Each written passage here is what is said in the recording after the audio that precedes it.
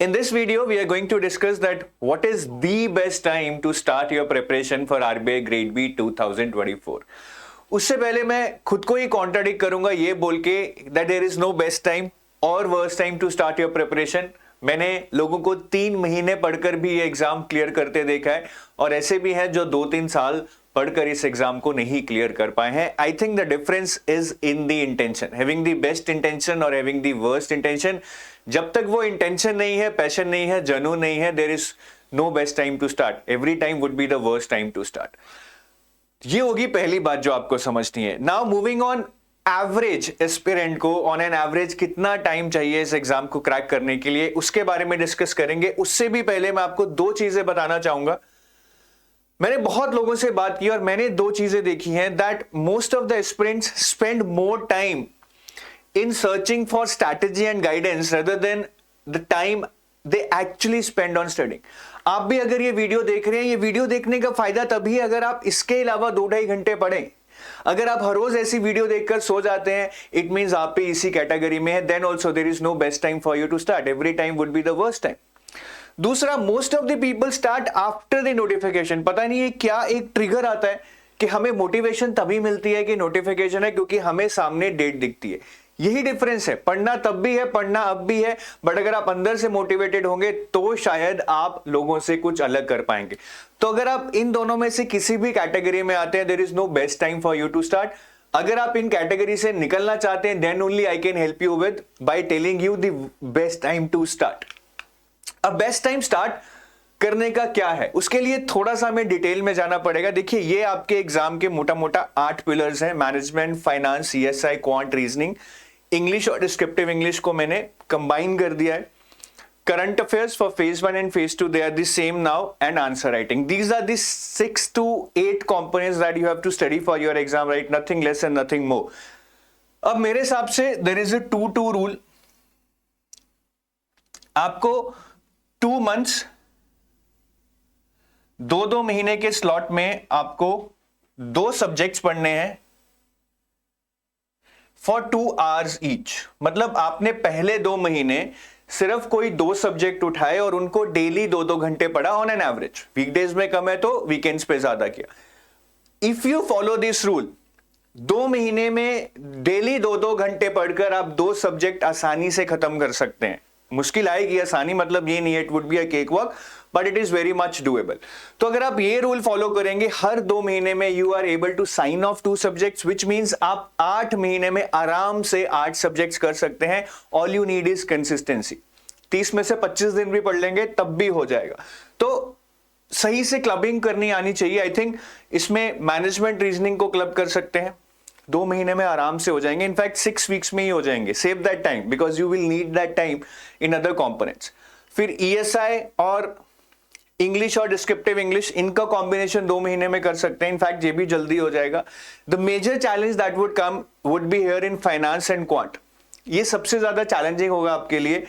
ये दोनों बहुत ही फाड़ू कंपोनेंट्स है मैं बोलूंगा. ठीक है, थोड़े ओवर हाइप्ड हैं बट फिर भी टफ है. हाइप किसी वजह से ही क्रिएट होता है.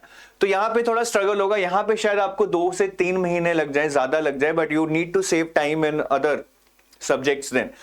और बाद में करंट अफेयर्स और answer writing, this also can be done in 2 months. तो टोटल मेरे हिसाब से 8 months is an appropriate time. ठीक है, ना कम ना ज्यादा.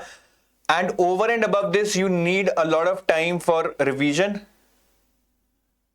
तो कम से कम फेज 1 की रिवीजन के लिए 1 महीना, फेज 1 और फेज 2 के बीच में जो 30 डेज मिलेंगे उसमें फेज 2 की रिवीजन. तो फेज 1 और फेज 2 वाला टाइम निकाल देते हैं, वो तो मिलेगा ही मिलेगा. सो 1 month for revision of phase 1, जिसमें आप मॉक टेस्ट भी देंगे.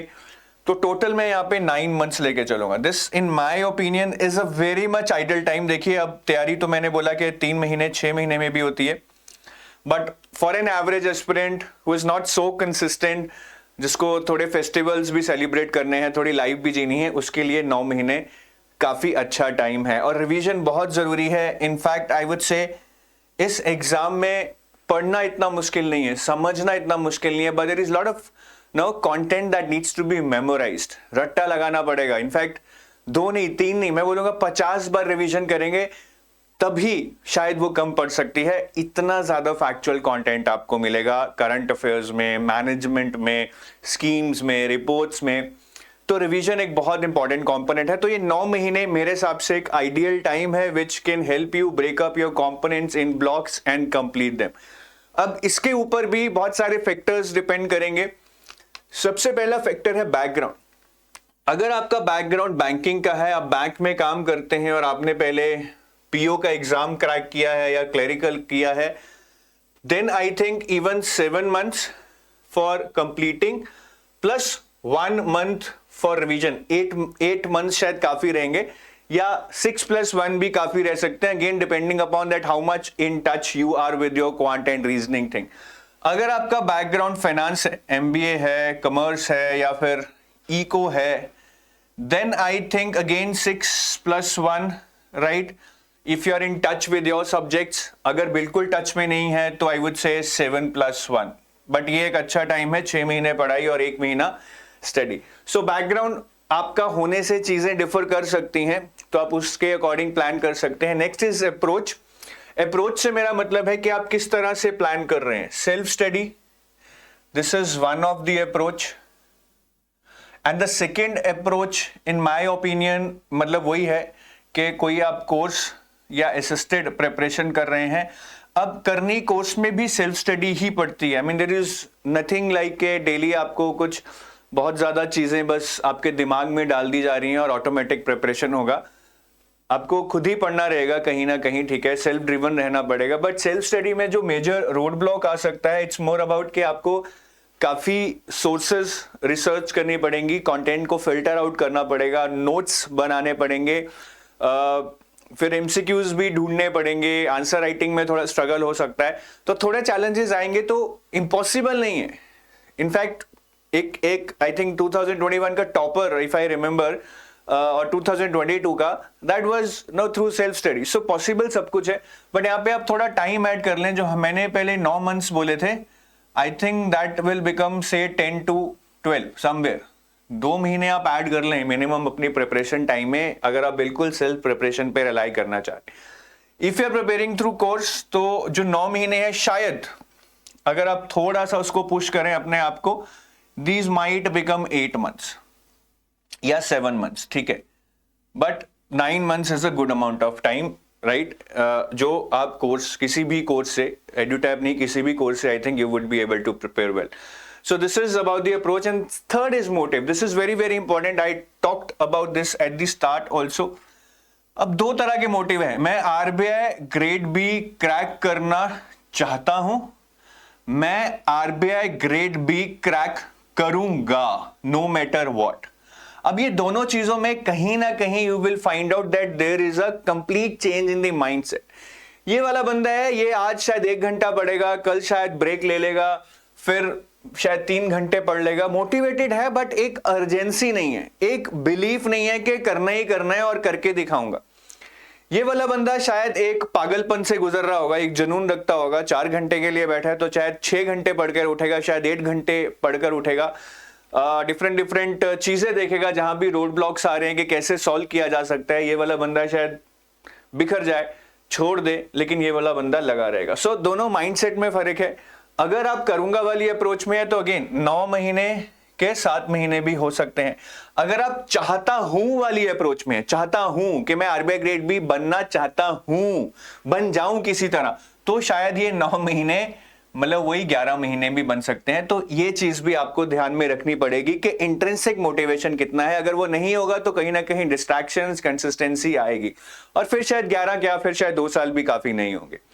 सो ये कुछ बेसिक फैक्टर्स हैं। और लास्ट में अब हमने टाइम तो देख लिया है भी, कहाँ हमें 9 महीने लगेंगे या किस सिनेरियो में मुझे 11 लगेंगे या 7 लगेंगे। We have discussed all about that, but all this is useful if we know about the notification date, जो कि मैं बहुत बार डिस्कस कर चुका हूं। अब नोटिफिकेशन डेट तो भगवान को ही पता होगी इस टाइम शायद, बाकी तो सब गेसेस हैं, एक कैलकुलेटेड गेसेस है मैं बोलूंगा, एक प्रोबेबिलिटी है जिसपे हम बात करते हैं, but there is no clarity, and in fact that is a bad thing. But I think we have hype this too much that there is no clarity about RBI Grade B notification. So literally, yes, there is no clarity, but in spirit, you can see that there is almost a fixed calendar now. For the past 3 years, the notification is coming in the month of April to May. So in spirit, we can see that there is a tendency, there is a probability, very high probability of notification to come in that period. तो हमें वो cycle लेके चलना चाहिए. In case we are not able to plan out anything, we can plan on that basis.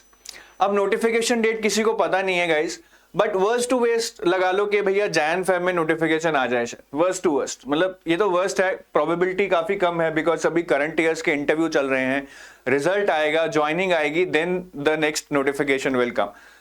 तो अगर Jan में notification आता है तो आई डोंट थिंक के starting now you have much chance. फिर आप छोड़ दो, मतलब या तो आप बहुत इंटेलिजेंट हो और वो करूंगा वाली पोजीशन में, then you can do it. Because अब 3 महीने 4 महीने में करने के लिए चाहिए बहुत सारा पैशन, बहुत सारा जुनून. जो नहीं अगर होगा तो ये वाला सिनेरियो आप छोड़ दो.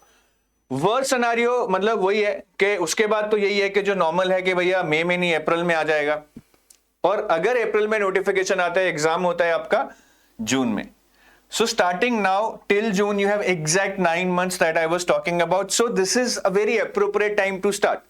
अब when I say this is the most appropriate time, that doesn't mean कि next महीने करके क्या हो ही नहीं सकता. हो सकता है दिसंबर में शुरू करेंगे तब भी हो सकता है, जैन में शुरू करेंगे तब भी हो सकता है.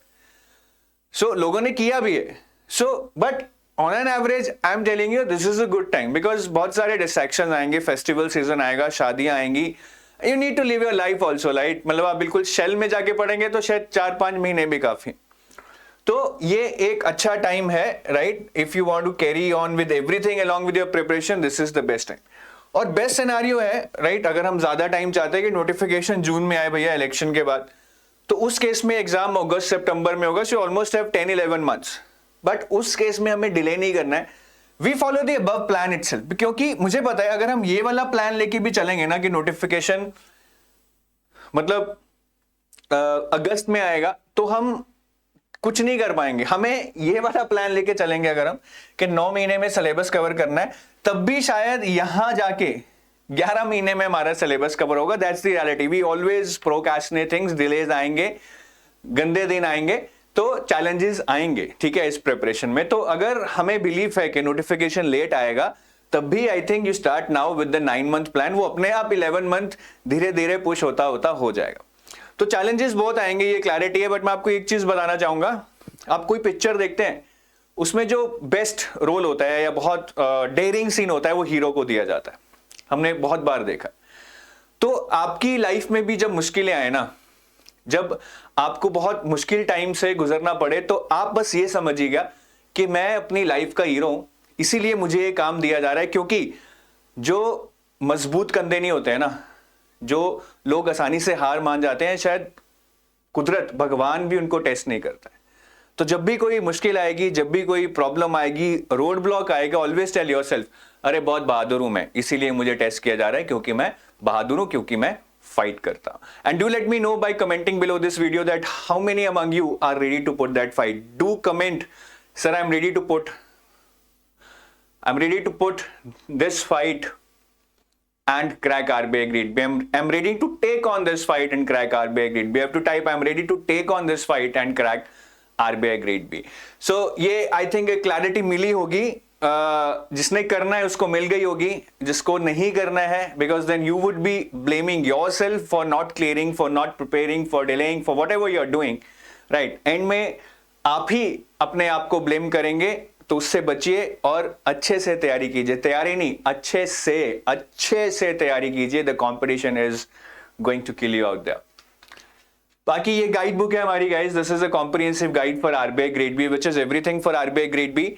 PYQs मिलेंगे, सिलेबस मिलेगा आपको डिटेल्ड. इसमें आपको इसमें बहुत अच्छे से बेस्ट रिसोर्सेज, वेबसाइट्स की लिस्ट मिल जाएगी. So in case you want to prepare for RBI grade B, download this today, which is entirely free. The link to download this is given in the description of this video. And these are our courses for RBI Grade B.